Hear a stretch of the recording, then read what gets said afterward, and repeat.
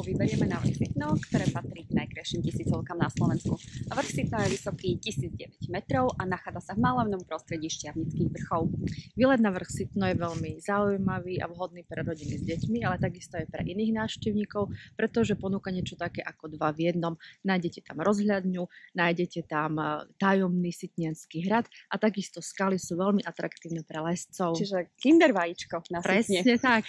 Ak sa vyberiete na Sitno z Banskej Štiavnice, tak vaša trasa bude začínať na Radničnom námestí a po červenej značke prejdete až do sedla Krížne a odtiaľ po modrej značke budete pokračovať na vrch.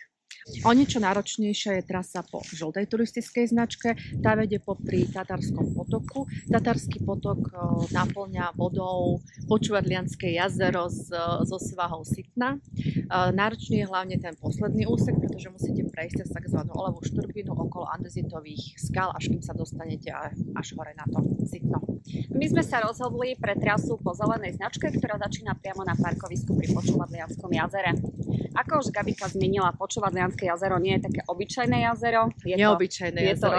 Čo to je? Tajch? Je to tajch, presne tak. Prečo sa to volalo tajchy, alebo na čo to slúžilo? Tajchy boli staré. Tajchy boli umelo vytvorené rezervoáre vody a s touto vodou sa napájali banské zariadenia, ťažké banské zariadenia, pretože inú energiu ako vodnú tu vtedy nemali a tie zariadenia boli ťažké a ani ľudská sila, ani zvieracia sila na ich pohon nestačila. A keďže v okolí Banskej Štiavnice nebol dostatok vody, začali tu budovať tých rezervoárov viac, vzniklo ich tu niekoľko. Ak sa sem vyberiete, tak určite si zoberte horský bicykel, pretože dá sa tu krásne povoziť. Jedna z najkrajších výletov, aký som absolvovala, bol práve bajchom k tajchom. Áno, my ale dnes nemáme bicykle, pôjdeme po vlastných. Ako sme už povedali, vyberieme sa od Počúvadlianskeho jazera, ktoré takisto môžete vidieť tuto za nami. A odtiaľ pôjdeme po zelenej značke, myslím, áno. že? A prídeme na Tatarskú. Presne tak. A tam budeme mať dve možnosti. Buď sa vyberieme po schodoch, ktorých je tam takmer 300, alebo sa vyberieme smerom na hrad Sitno. Takže poďte s nami a uvidíte, kam dnes sme sa vybrali. Ideme.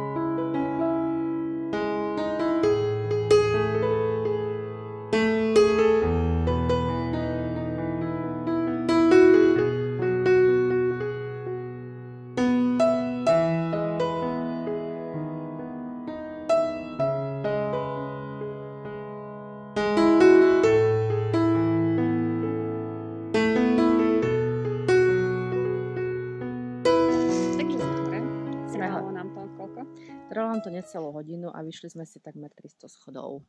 Tých 300? Takmer 300. 289? 289 je takmer 300. OK, dobre, tak sme si vyšli takmer 300 schodov. Okolie Sitna je zaujímavé hneď z viacerých dôvodov a síce jeden z tých najzaujímavejších je to, že tu stál niekedy v minulosti starý tajúplný hrad, ktorý bol postavený v 13. storočí, aby strážil banské mesta. S týmto hradom je dodnes spojených niekoľko legend.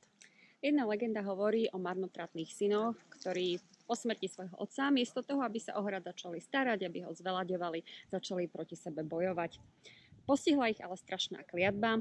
Sitnianská skala sa roztvorila a pojala obrovské vojska do seba a sú tam zavretí doteraz.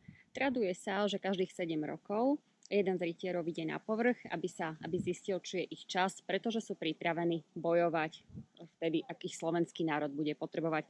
Zdá sa, že ich čas ešte neprišiel. Neviem, koľkokrát ešte rytieri budú musieť výjsť, ale každých 7 rokov sa to opakuje a zatiaľ sa nič nestalo. Necháme sa prekvapiť. Jedna ďalšia legenda je spojená s tým, že sa povráva, že na hrade je ukrytý zlatý poklad. za Zlatou bránou. Veľa ľudí ten poklad sa snažilo nájsť a chodili po hrade, tade, hore, dole a už aj narazili na tú Zlatú bránu, ale odišli preč, pretože nevedeli, čo sa za tou bránou skrýva. Potom, keď sa vrátili naspäť, tak už tú bránu nenašli. A takisto sa povráva, že tí, ktorí aj tú bránu našli a našli aj ten poklad, tak zmizli. A to preto, pretože poklad mohol získať iba ten, kto zapredal svoju dušu diablovi.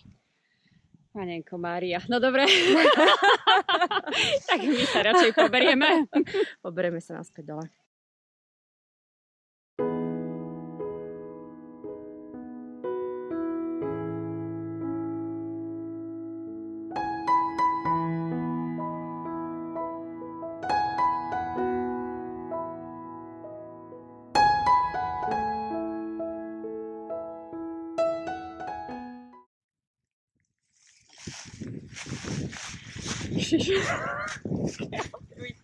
Dobre. Ahojte. Ahojte. Dnes sa spolu vyberieme na vrch Sitno, ktoré patrí k najťažším